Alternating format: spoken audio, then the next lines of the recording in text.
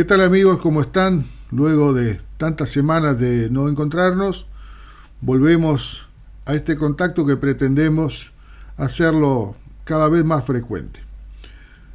Bien, digamos que durante la campaña electoral del año 2009, cuando se creyó que todas las fichas, cuando el espectro político y fundamentalmente informativo creía que las posibilidades de triunfo se repartían en igualdad de condiciones entre blancos y frente amplistas, el entonces candidato nacionalista Luis Alberto Lacalle Herrera dio muestra de su falta de sentido de oportunidad. Fue cuando no se le ocurrió otra cosa en plena puja electoral que decir en público que utilizaría una motosierra para cortar el gasto público. Obviamente que la utilizaría para recortar lo que para él era un gasto, mientras que para aquellos que pensamos diferente era nada más ni nada menos que de posibilitar la equidad como forma de posteriormente apuntar a la igualdad de oportunidades. Son dos conceptos distintos, pero que suelen ser confundidos. Algunos los confunden por desconocimiento, otros por mera mala intención.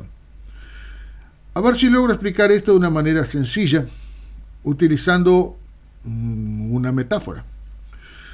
Pensemos en un ejemplo que es a menudo utilizado en educación y dice que en un concurso de animales el tribunal examinador propuso una prueba idéntica a distintos animales. Consistía en treparse a un árbol y quien lo hiciera más rápido obtendría un premio. Pero es de aquí que los concursantes eran una serpiente, un chimpancé y un elefante. Era la misma prueba para los tres, pero ¿los tres tendrían las mismas aptitudes o capacidades? ¿Verdad que no? Pues de eso se trata también en este caso.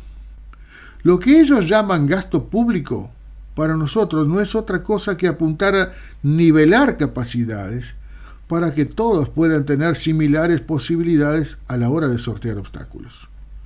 No es lo mismo una persona con hambre que una con la panza llena. No es lo mismo un analfabeto o alguien que no culminó sus estudios en la enseñanza media con alguien que sí lo hizo.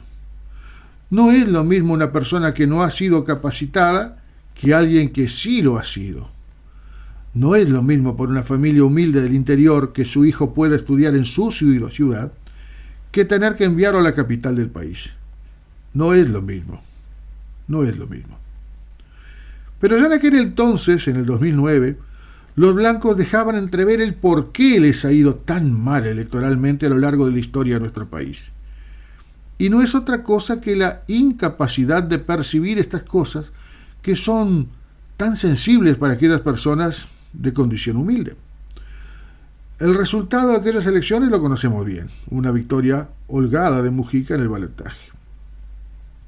Pues bien, vengamos más acá, 5 años en el tiempo, y entremos a recordar entonces el papel que jugó el hijo de Lacalle Herrera.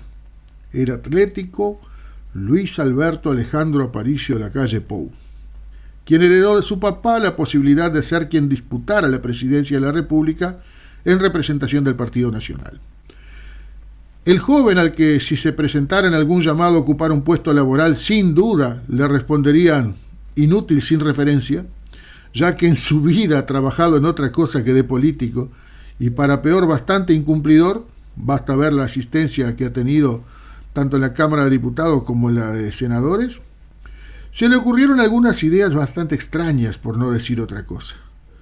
Recordemos que una vez más, todo indicaba que al Frente Amplio le resultaría harto difícil retener el gobierno, por lo que para que esa posibilidad se concretara bastaría con hacer las cosas medianamente bien.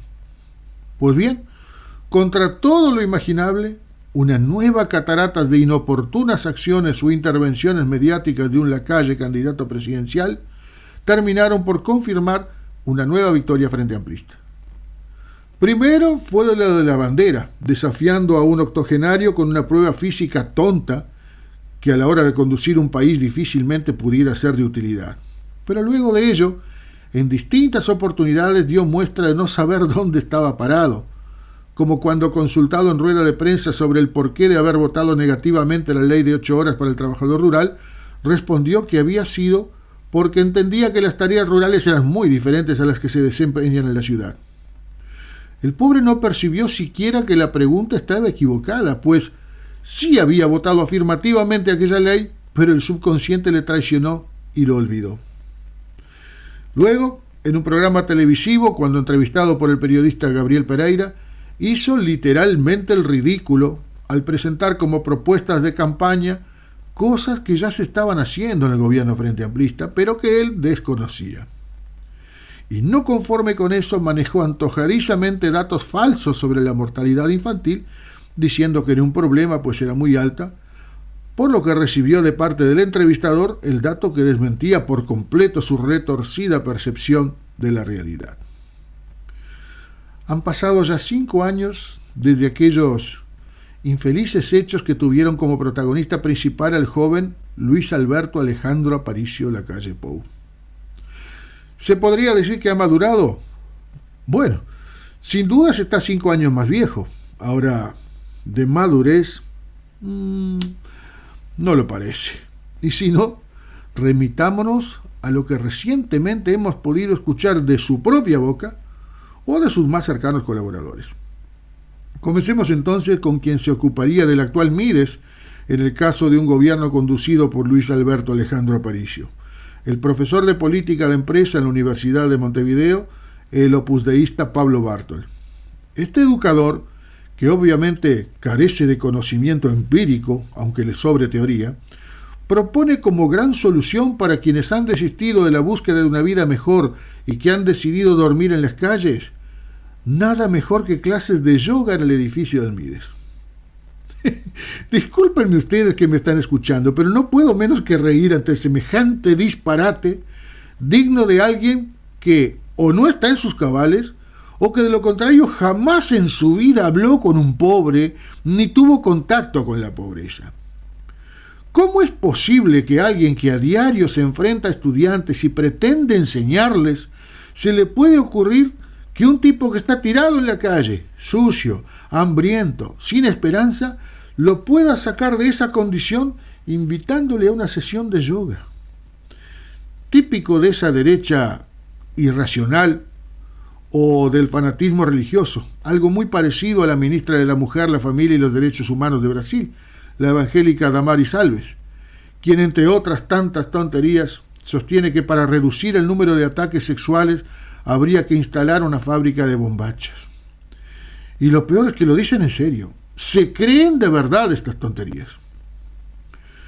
Pero bien, terminemos con el Partido Nacional, volviendo a Luis Alberto Alejandro Aparicio. Y en estas últimas horas ha cobrado estado público su opinión de que sin alternancia en el poder hay dictadura. Solo le faltará decir al candidato nacionalista que si no gana las elecciones es porque habrá habido fraude. Típico de las derechas contemporáneas, donde solo son legítimas las elecciones cuando las ganan ellas. Pero para terminar con esta columna de hoy, si te estás preguntando por qué referirme exclusivamente al candidato de la oposición y no decir nada del candidato o de la fórmula del partido que me representa, te respondo como dicen los tanos: piano, piano, vamos lontano. La semana que viene estaremos dialogando algo o posiblemente invitando a alguien para que nos hable sobre lo mucho que ha cambiado el país desde el advenimiento de un gobierno progresista como es el gobierno del Frente Amplio. Será hasta la semana que viene, amigos. Que pasen ustedes muy bien.